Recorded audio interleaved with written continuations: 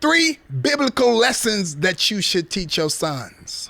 That's what we're going to get into tonight, man. Today to afternoon. I don't know what time it is because I don't know when you watch. Y'all watch this all the time. But we talked about daughters last time. Now we're going to talk about the sons. Let's go. Welcome to the hood, y'all. Y'all ready? Let's get it. Because we are the church. Brothers, lift up a shout.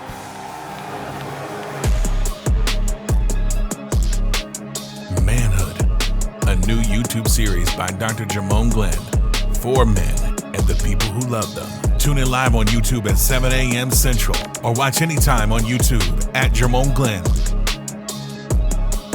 3 biblical lessons every man should teach his son from the book of Proverbs. Now, Proverbs, if you read it, it'll bless you. I'm just saying. I'm just gonna make it simple. I got a lot of lessons that I would like to teach my sons. I'm teaching my sons. I got 2 sons and many spiritual sons, but 3 lessons I think I'll lean into today from the book of Proverbs that I want to teach my sons. Y'all ready? Take some notes so you can teach your sons. All right, I hope it helped you. Number 1, let's get to the anchor scripture. Proverbs 4:1 and 2 says, "Listen, my son, listen to a father's instruction." That's the first thing we got to do is get our sons to listen. They so much like us. Man, they so strong, so smart, so intelligent. Listen, my son. Listen, I've been where you're going. Listen, my son. Listen, my son, to the instructions. Pay attention and gain understanding. I'm trying to give you an advantage. If you listen to me, I journeyed this way before. This is your shortest route to greatness. I'm trying to get you to cut across the field. Gain some understanding. I give you sound teaching, sound learning, and do not forsake my teaching. If you're a son, listen to your father. Listen to your father figure. Listen to the male influence that God put in your life. It's only going to give you a supernatural advantage. If you're a father, even if your sons don't feel like they listening or want to hear you, keep talking. They listen to you even if you think they don't. You see, as a father, it's not enough to just leave your sons money. We must leave them our wisdom. We must leave them not just money, but our mentality. You know what I'm saying? Even transparent about our mistakes that we made, because a father is called to be a voice and a vision that shapes the future. And you do that by talking about faith, finances, and the future and your family. See, in the book of Proverbs, it's not just advice. It's literally a blueprint for building a strong man. I love this book. This book has helped me. It has checked me. It has blessed me. Let's break down some essential lessons. I'm going to get to it. Number 1, always teach your sons about faith. God first in everything. Have a conversation with them about Yahweh, about the Creator. Have a conversation with them about the King of Kings. Make sure that they understand that they're made in the image and the likeness of God. So they need to understand God so that they can understand themselves, that they're an image of the Father, that God himself created them in his image and his likeness. So always have a relationship with God and put God first in everything, because a man's strength flows from his submission with God. Did you get that? A man's strength flows from his submission to God, his submission with God. One of my earliest scriptures that I learned growing up was Proverbs 3:5-6. Trust in the Lord, YPWW, in all your heart. Lean not to your own understanding. If you know, you know. But in all your ways, acknowledge him, and he shall direct your path. That's on the back of the YPWW book, if you understand what I'm saying. If you don't worry about it. Proverbs 3:5-6 says that, because it teaches us that God, when we trust in God with all of our heart and lean not to our own understanding, faith ain't just something we do on Sunday. Faith is what we do every day. Faith isn't a weekend thing. It's the foundation of every decision, every dream, every discipline. Everything I have comes from God. Everything I have comes from God, and everything I want is going to come from God. So God has to be the focal point of my relationship. Teach your sons to start with God, to stay with God, and to succeed through God. Start with God, stay with God, succeed through God. Start with God, stay with God, succeed through God. No matter what, don't let you go of your relationship with God. Learn and let them hear you pray. Pray with them. Pray together. Hear them pray. Prioritize worship. Going to church. Finding a way to seek wisdom before every move. Teach them how to have in a multitude of counsel safety before they make big decisions. To consult someone that has wisdom or have a God perspective so they can make God decisions. Make sure that you teach them their faith. Number 2. Not only do you want to teach them that faith, you want to teach them finances. Make sure that they steward whatever they have. It doesn't matter. Give them an allowance if it's a little or a lot. Steward what you have. Manage your money. Finances will make you or break you. It's one of the biggest deal breakers in the world. So don't wait. Don't wait till they get older. Teach them how to manage money. Teach them that money is a tool, not a trophy. Teach them the scripture, Proverbs 22:6-7. Train up a child in the way they should go. I told you, it's a money scripture. Sit them down. Show them how to do bills, how to invest, how to save, here's my principle: sow some, save some, spend some. Sow some, save some, spend some. You got to sow some because that's the law of reciprocity. You get some, you give a little bit of what you got. You give a little bit of what you got. Sow some so you get some back. Sow some, save some. Put some away for you. Put some away for you. Don't spend the whole thing. Sow some, save some, and then spend some in that order. Yeah, you go buy yourself some nice things. Make sure you can afford. Make sure you live beneath your means. Make sure you don't spend to the maximum. After you sow some, after you save some, then you can spend some.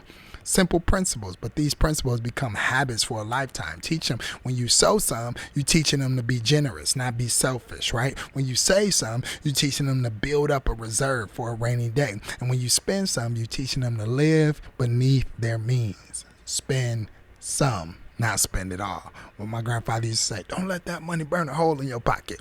You got to talk about finances before they have some finances. Teach them how to honor God first in their giving. Teach them Proverbs 3:9. Teach them that finances always serve a purpose. And if God gives you money, it's assigned to something. And God gives you money, it's assigned to something. If you don't assign your money, the money will be taken from you, stolen from you, right? Teach them not to be a slave to money. This generation, every song about money, what you have, what you buy, what you need, what you wear. Money, money, money, money. Listen, teach them don't be a slave to money. Money is a tool. It's a tool, and they can have as much of abundance of it as they can manage in their mind.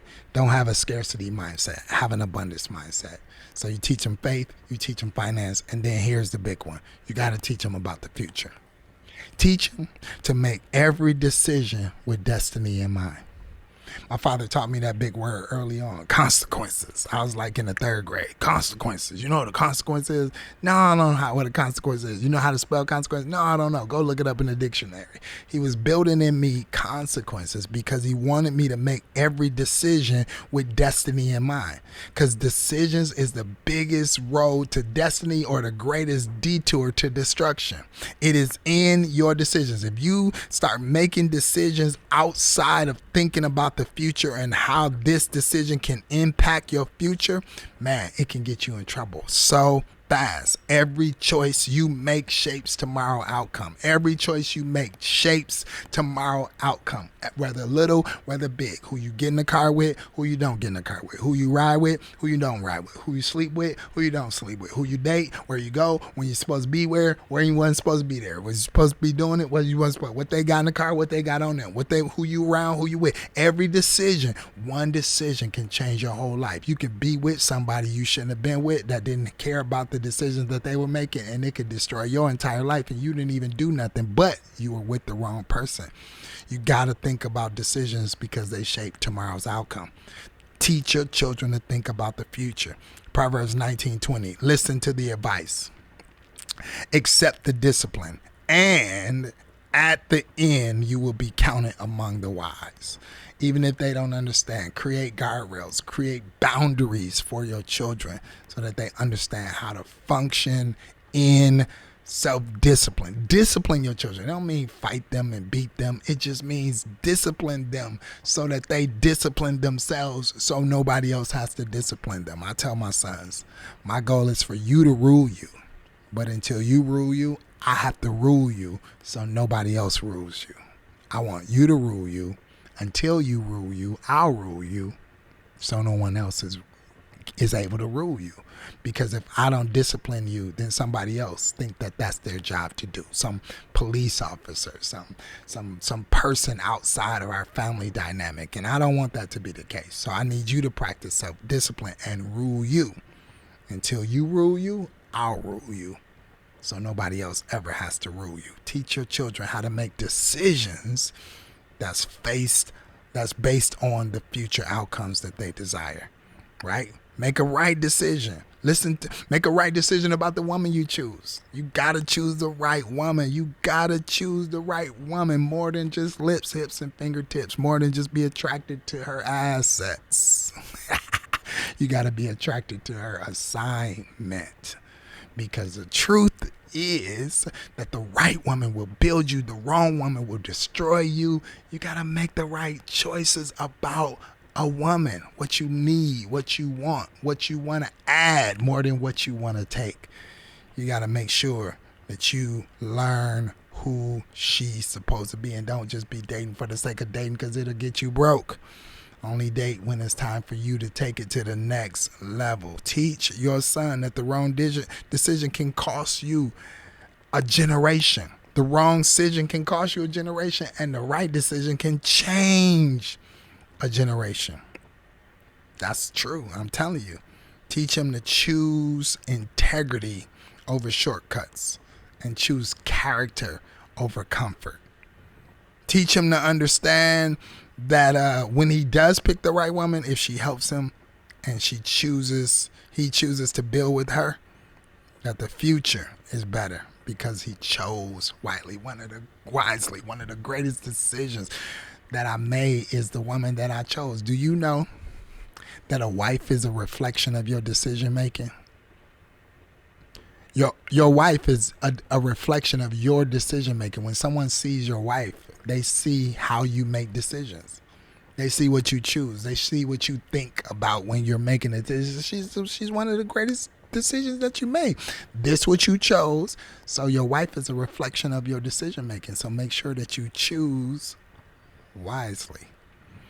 That's all I got for you today. There's so many more lessons we got to have in this son conversation, but please understand that fathers, our role is to teach a foundation. So sons don't automatically turn into great men, and they don't automatically learn what they need to learn.